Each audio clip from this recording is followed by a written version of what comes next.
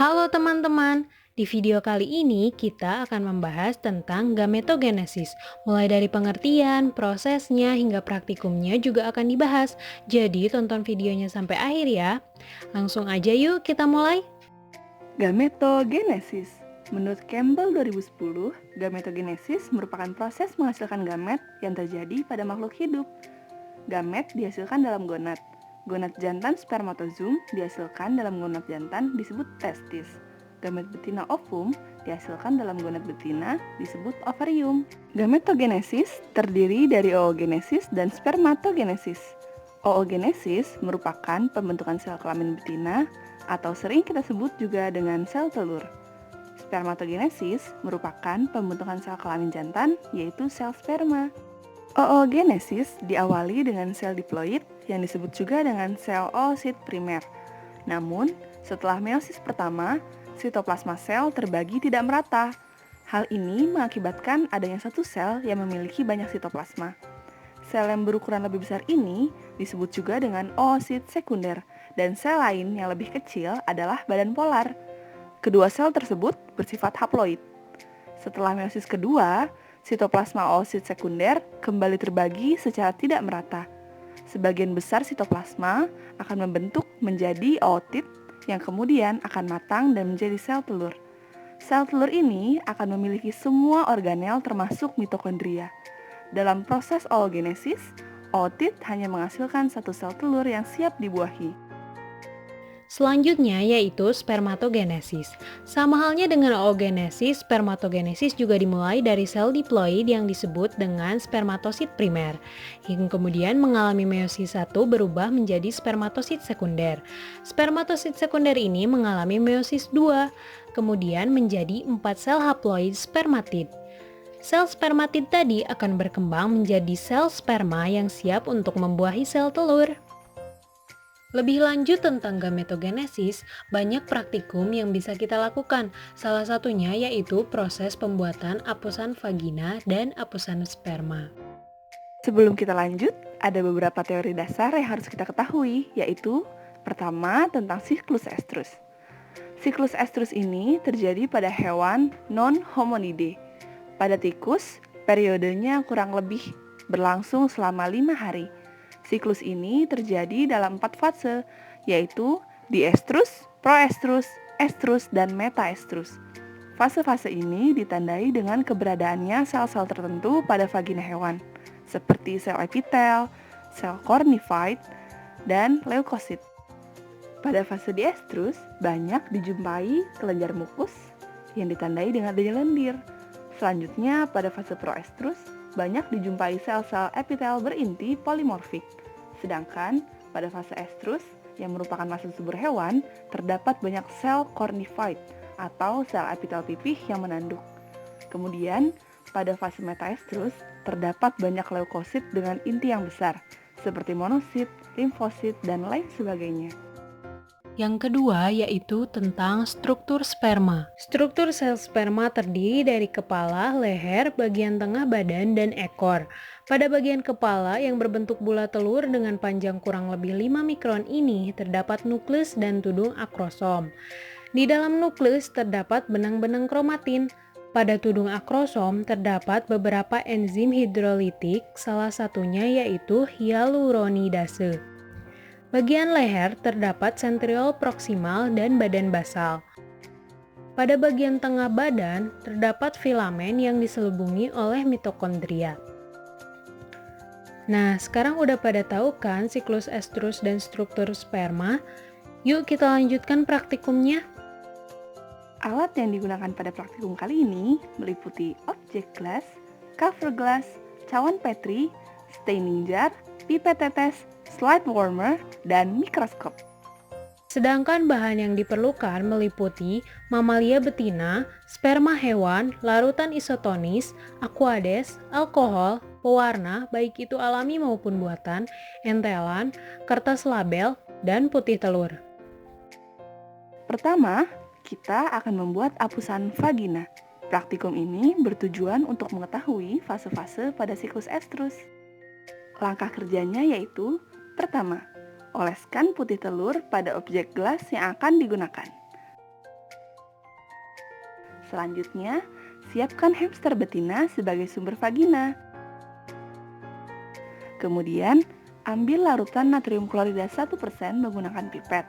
Larutan tersebut selanjutnya dimasukkan ke dalam vagina hamster betina, lalu dihisap kembali.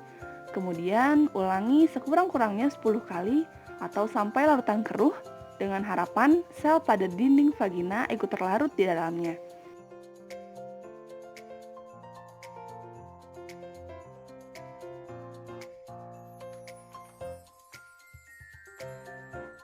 Selanjutnya, teteskan larutan tadi pada objek gelas, kemudian ratakan.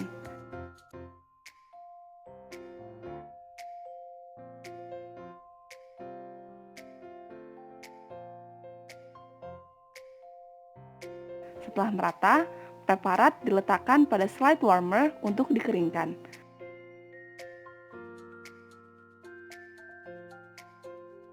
Teteskan alkohol dan tunggu hingga mengering.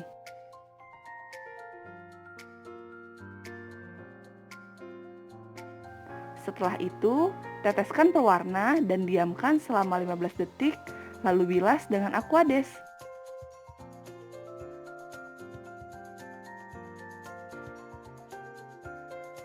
Selanjutnya, amati preparat hapusan vagina menggunakan mikroskop. Selanjutnya, praktikum yang kedua, kita akan membuat hapusan sperma. Praktikum ini bertujuan untuk mengetahui bagian-bagian dari sel sperma. Langkah kerjanya yaitu, pertama, beri identitas pada objek gelas. Kemudian teteskan sperma pada objek gelas, lalu ratakan dengan teknik smear. Kita membutuhkan satu objek gelas lain untuk melakukannya. Hal ini bertujuan supaya preparat merata. Setelah itu, simpan preparat di slide warmer hingga kering. Selanjutnya, masuk ke dalam fiksasi. Ada dua metode fiksasi. Pertama, dengan meneteskan 1 ml larutan alkohol dan didiamkan selama 15 detik.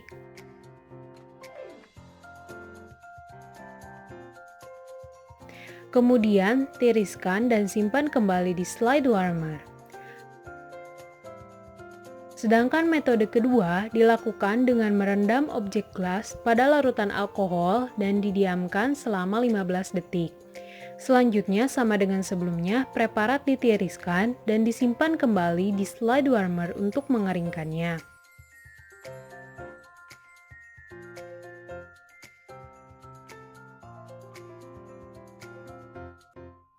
Selanjutnya, masuk ke tahap pewarnaan. Simpan preparat secara horizontal.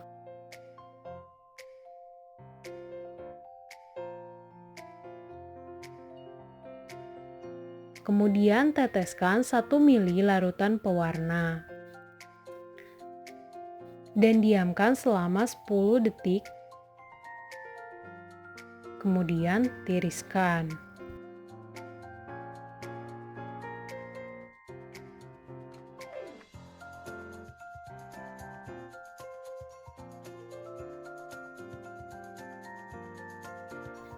Setelah itu, teteskan 1 ml larutan pewarna 2 dan diamkan selama 15 detik.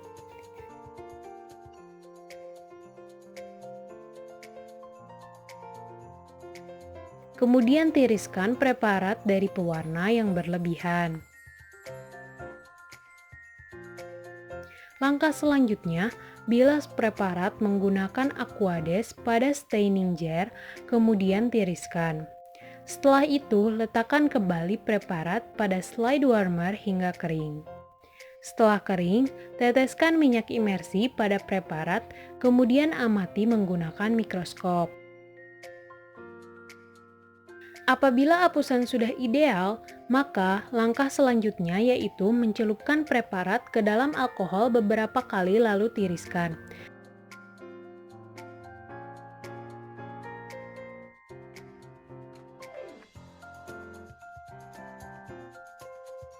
Setelah itu, keringkan dan teteskan entelan sebagai lem pada preparat.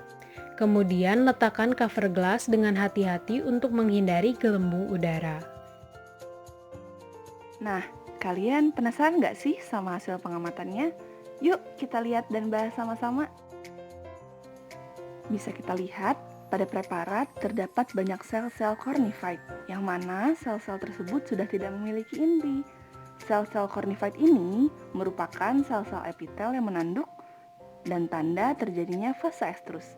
Pada fase estrus, hewan mengalami masa siap kawin atau masa subur. Sel cornified ini berfungsi sebagai proteksi. Ketika terjadi gesekan pada dinding vagina karena kopulasi, sel cornified akan melindungi sehingga tidak terjadi iritasi atau luka yang berarti. Selanjutnya pada hasil pengamatan apusan sperma, terlihat bahwa sel sperma berwarna merah karena melalui proses pewarnaan. Proses pewarnaan ini menjadikan struktur sperma terlihat jelas dengan bagian kepala, leher, dan ekor. Nah, berikut ini ada beberapa pertanyaan beserta jawaban seputar gametogenesis.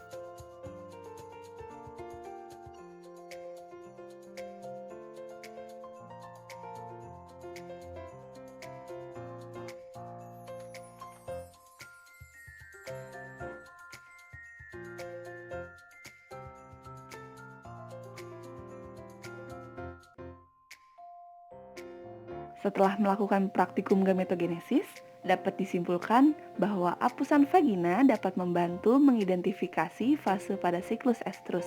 Hal ini dikarenakan adanya sel-sel tertentu yang menjadi ciri khas terjadinya fase-fase pada siklus estrus. Apusan sperma memperlihatkan struktur sel sperma yang terdiri dari kepala, leher, bagian tengah badan, dan ekor.